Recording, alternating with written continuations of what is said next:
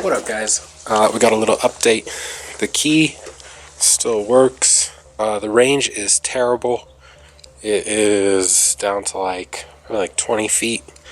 It's really nice having a key that is all in one piece, nice and tight. The pin is still in there tight, keys in there tight, no issues.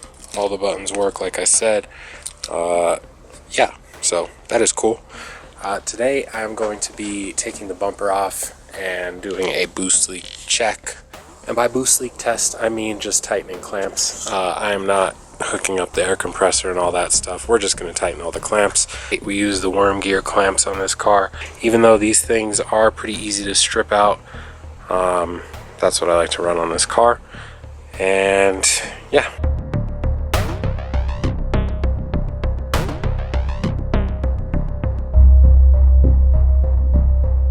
Alright guys, so we have a spray bottle with soapy water. We're going to go ahead, spray all the clamps down, make sure it kind of soaks in there. This will kind of make it easier for the clamp to slide if it needs to. Hopefully not off of the actual coupler, but yeah, we'll go ahead, spray every point where a coupler has a clamp on it. Spray that, make sure it gets nice and lubed up.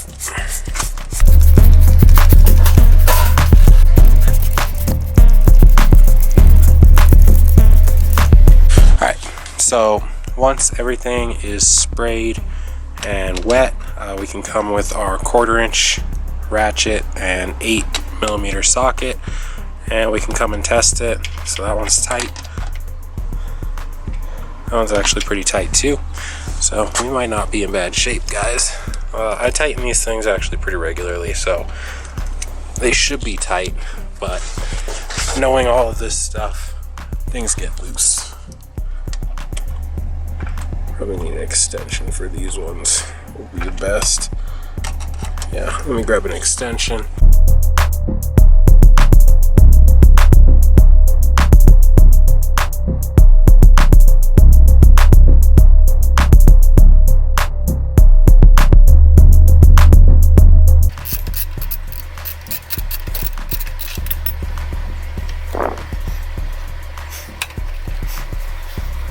Alright, so we got one casualty here, guys, and it's actually really loose, so I'm sure that was a big leak, and I'm glad I found it. Hopefully we have a clamp that fits.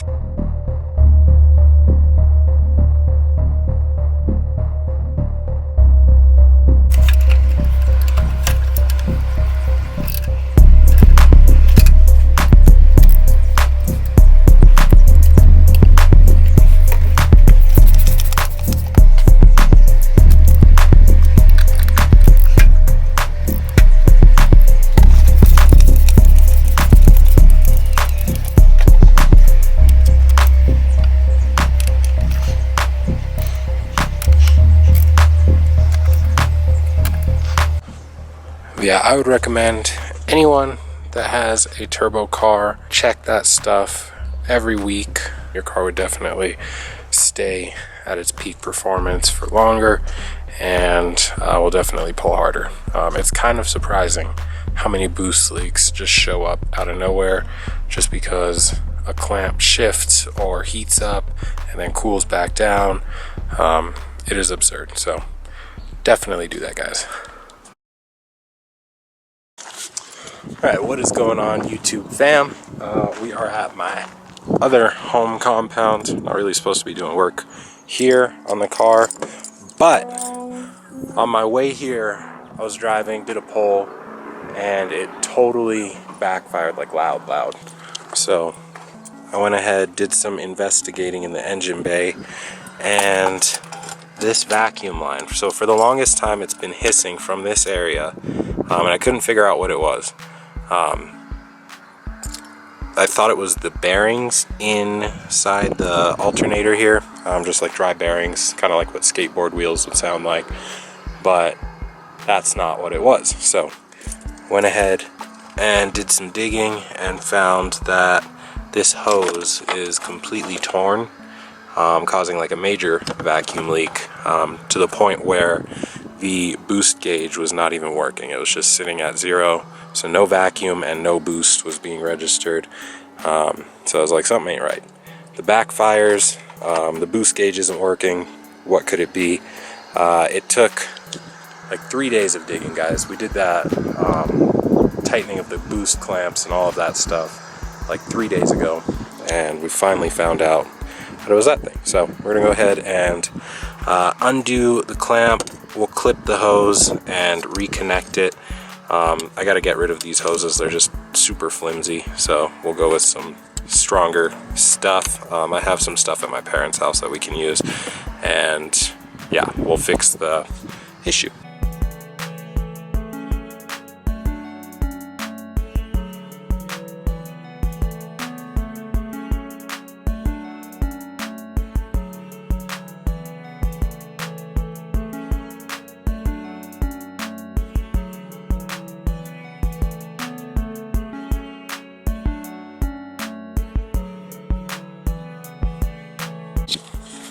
I think what's funny though is I like when the car backfires like that. I wish it did it all the time.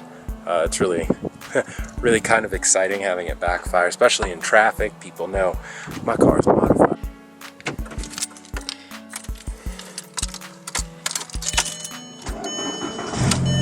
Alright, sweet. We are back, boys. So I came to my parents' house where all the tools and stuff are. We have the car sitting in front of the garage. So got normal pliers, I don't even know what these are, but we're gonna use them. We've got some 90-degree bent pliers from Harbor Freight, and we've got a bag of higher quality vacuum lines. So like I was saying earlier, we are going to replace all of these lines. They're just super flimsy and cheap. And then I do have, so there is a vacuum line right down here that connects to the bottom of the intake manifold. I was actually running my finger underneath it, and it is cracked as well.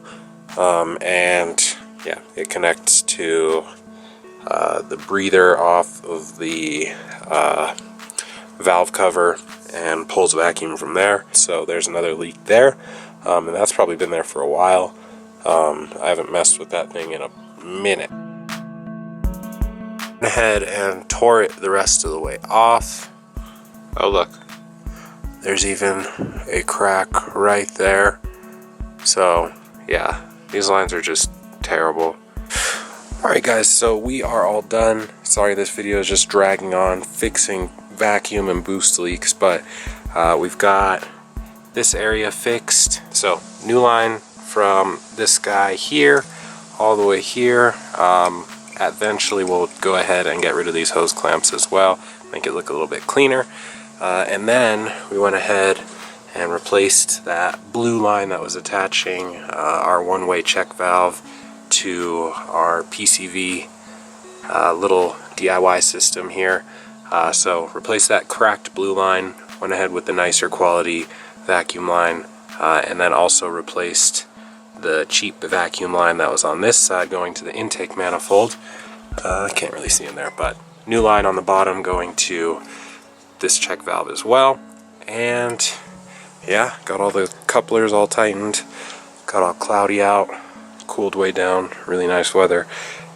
This thing hopefully is a rocket ship now. So like I said, if you guys have a turbo car, it is definitely worth your while to do a once over every once in a while. Just check, just make sure at each junction, just make sure everything is tight, everything looks good, everything feels good, it's tight, and there's no leaks. You'll feel it in the performance of the car.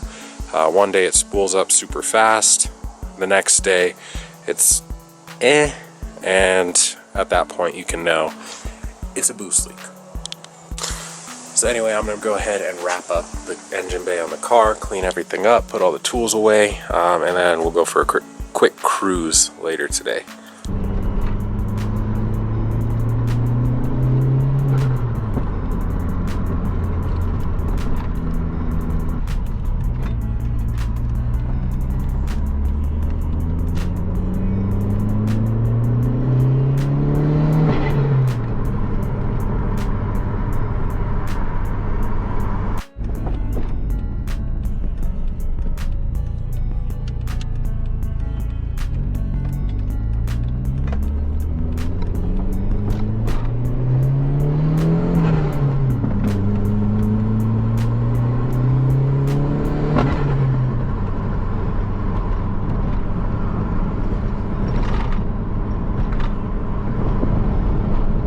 that was, guys. That was like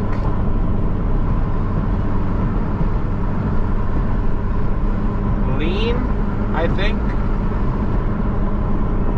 Doing something with the timing. Huh, that was strange.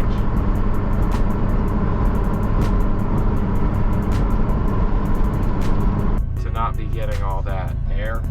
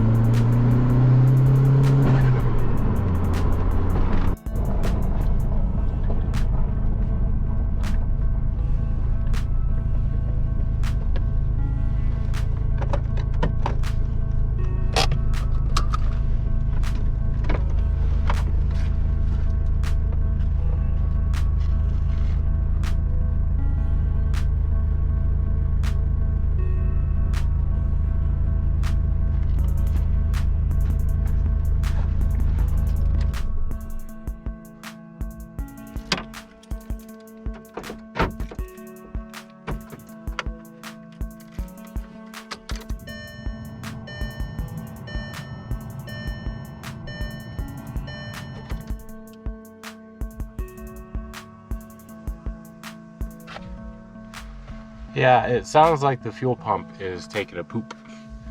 When I primed it there, yeah, it sounds terrible. So, great. Great, guys. Maybe the line came off of it or something.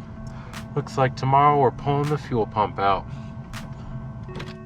Hope we can limp it to my parents' house.